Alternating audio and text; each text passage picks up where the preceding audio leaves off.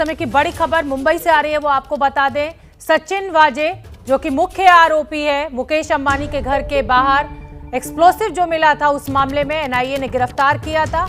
उसको सस्पेंड कर दिया गया है। दिल्ली के पुलिस, माफ कीजिए, मुंबई के पुलिस कमिश्नर के ऑर्डर पर सचिन वाजे को सस्पेंड किया गया। अंबानी के घर के बाहर विस्फोटक मिलने के केस में वाजे पर आरोप है और अब सचिन वाजे को सस्पेंड कर दिया गया है। मृत्युंजय मेरे सहयोगी ज्यादा जानकारी लिए हुए जुड़ रहे हैं। मृत्युंजय, गिरफ्तारी के बाद ये पहले से ही कयास लग रहे थे कि उनको किसी भी समय सस्पेंड किया जा सकता है और अब ऑर्डर्स आ गए।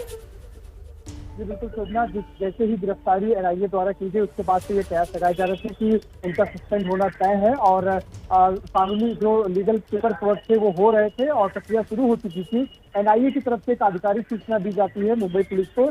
जैसे ही मुंबई पुलिस विभाग को इसकी सूचना दी गई कि उन्हें अरेस्ट किया जाए, वो पेपर आते ही मुंबई पुलिस ने ठप्पा लगा दिया कि उन्हें उनकी सेवाओं से सस्पेंड किया जाता है।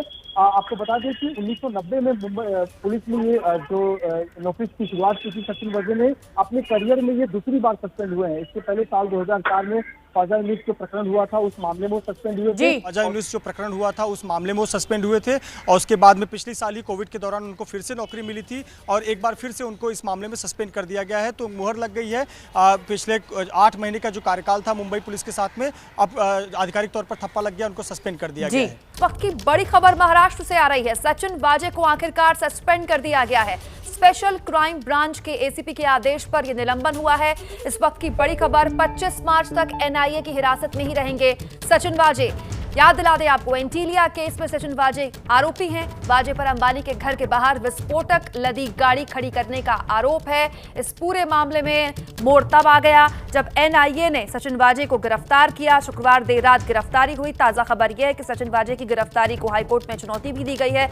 आज इसमें सुनवाई भी हो सकती है, लेकिन बड़ा मामला जो निकल कर आया है वो ये है कि जो चीज प्रस्तावित थी कि सचिन वाजे को कभी भी सस्पेंड किया जा सकता है क्योंकि गिरफ्तारी उनकी हो चुकी है, वो सस्पेंशन ऑर्डर भी आ गए हैं।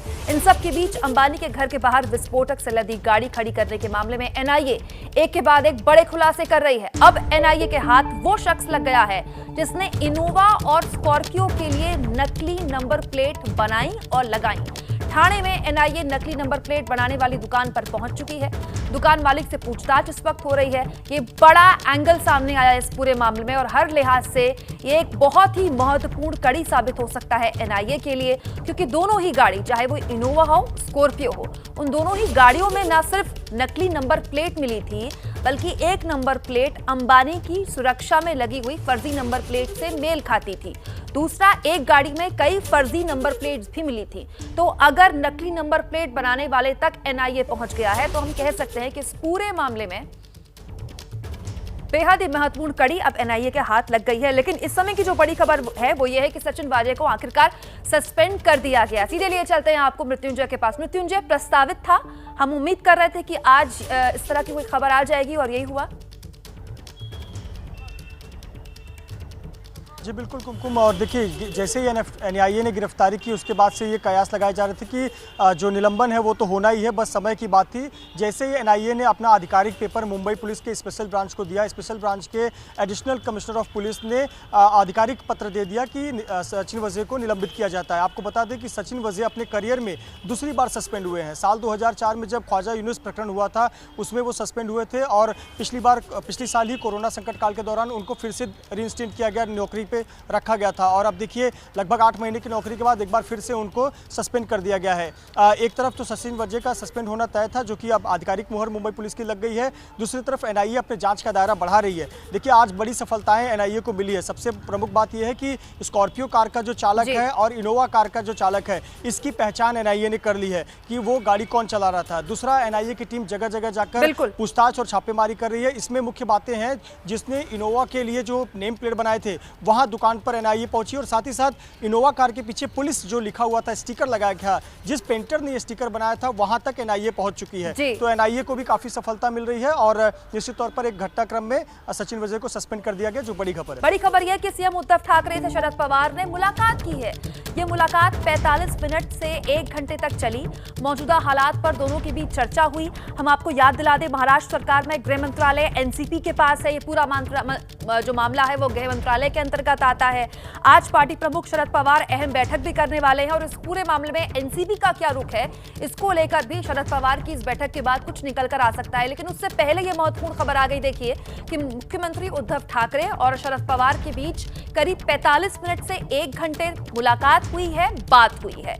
यह महत्वपूर्ण है मुलाकात, क्योंकि आज शाम तक ही कहा जा रहा था कि शरद पवार की तरफ से कोई औपचारिक बयान इस मामले को लेकर आ सकता है। शरद पवार का बोलना इसलिए महत्वपूर्ण है क्योंकि महाराष्ट्र में सरकार के पावर सेंटर कहे जाते हैं शरद पवार। दूसरी बात यह कि गृह मंत्रालय एनसीपी के कोटे में, यानी कि एनसीपी के पास है। इस लिहाज से भी यह मामला बेहद संवेदनशील बन जाता है। तो यह मामला न सिर्फ विधानसभा के अंदर विपक्ष लगातार इसको लेकर हमलावर है, बल्कि जो सरकार के सहयोगी हैं उनको लेकर भी असमंजस है। जितेंद्र हमारे सहयोगी हमारे साथ जुड़ गए। जितेंद्र, इससे पहले कि शरद पवार औपचारिक तौर पर कुछ बोलते, मुख्यमंत्री और शरद पवार की बैठक के क्या मायने निकाले जाएं? देखिए, अब तक जो है इस मामले पर शरद पवार की ओर से कोई आधिकारिक बयान नहीं आया था और आज शरद पवार शाम के वक्त में एनसीपी कोटे के जो मंत्री हैं उनके साथ एक बैठक करने वाले थे और उस के बाद उम्मीद की जा रही थी कि वो कोई बयान देंगे। अभी जो मीटिंग हुई है उद्धव ठाकरे और शरद पवार के बीच, तो उसमें ये माना जा रहा है कि ये सचिन वाजे की गिरफ्तारी को लेकर जो डेवलपमेंट्स हुए हैं और जिस तरह से बीजेपी इस मसले को लेकर सरकार को घेर रही है, उस सिलसिले में इन दोनों ही नेताओं के बीच में चर्चा हुई है और इस बारे में बात हुई है कि अब आगे इस स्थिति से कैसे निपटा जाए और आगे किस तरह के फैसले लिए जाने चाहिए। तो ये सूत्रों के हवाले से अभी जानकारी मिली है और आधिकारिक तौर पर अब तक दोनों ही नेताओं की तरफ से कुछ बताया नहीं गया है। हो सकता है कि शाम को जो बैठक होगी तो उसमें शरद पवार की ओर से किसी तरह का बयान दिया जाएगा। जितेंद्र, अगर ऐसा होता है तो सबसे पहले आपके जरिए एबीपी न्यूज के दर्शक जानेंगे कि शरद पवार औपचारिक तौर पर क्या इस मामले में कुछ बोलते हैं। इन सब के बीच सचिन वाजे को बचाने वाले आरोपों के बीच संजय राउत ने फडणवीस को जवाब दिया है। संजय राउत ने कहा है कि फडणवीस भी महाराष्ट्र के सीएम रह चुके हैं, मुंबई पुलिस प्रोफेशनली काम करती है, ये वो भी जानते हैं। सच जल्दी सामने आएगा। देखो, देवेंद्र फडणवीस जी सिर्फ एलओपी नहीं है, राज्य के पूर्व मुख्यमंत्री भी है। उनको पता चाहिए कि महाराष्ट्र में कानून का राज होता है, कानून से काम चलता है और पुलिस बहुत ही प्रोफेशनल है, किसी को नहीं बचाएंगे। ये लोग अपने आप को शेरलॉक होम्स समझते हैं, सब कुछ उनके पास ही जानकारी है और सरकार ऐसे बैठी है। ऐसा होता नहीं। सरकार, पुलिस, ये सब अपने अपने काम करते रहते। एटीएस भी अपना काम कर रहा है, लेकिन एटीएस ने कार्रवाई करने से पहले एनआईए ने जांच शुरू कर दी, वो पकड़ लिया उसको। अगर अपराधी था तो हम लोग भी उसको पकड़ लेते, हमारे पुलिस पकड़ लेते। जांच तो चल रही है। तो शिवसेना कह रही है कि हम वाजे का पक्ष नहीं ले रहे, लेकिन बीजेपी लगातार पूरे मामले में शिवसेना को घेर रही है। एबीपी न्यूज ने बीजेपी सांसद विनय सहस्त्रबुद्धे से बात की।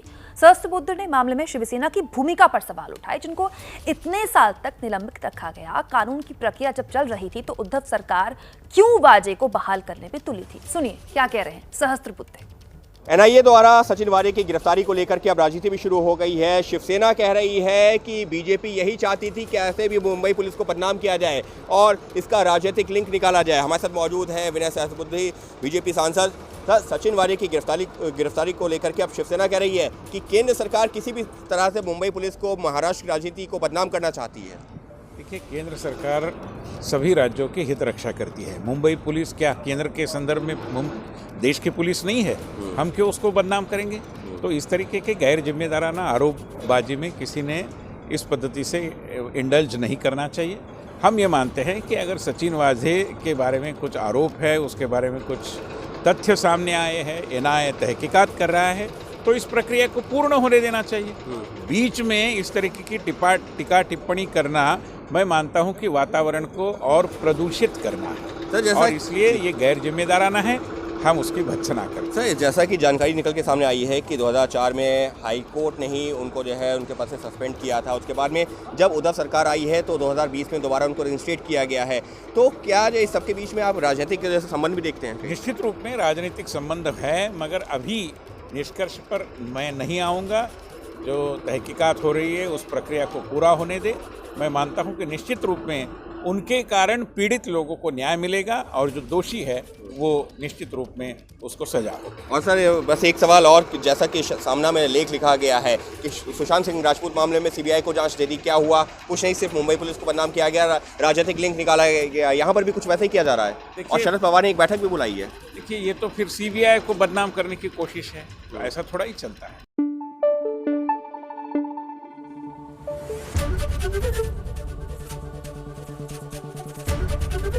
एबीपी न्यूज आपको रखे आगे।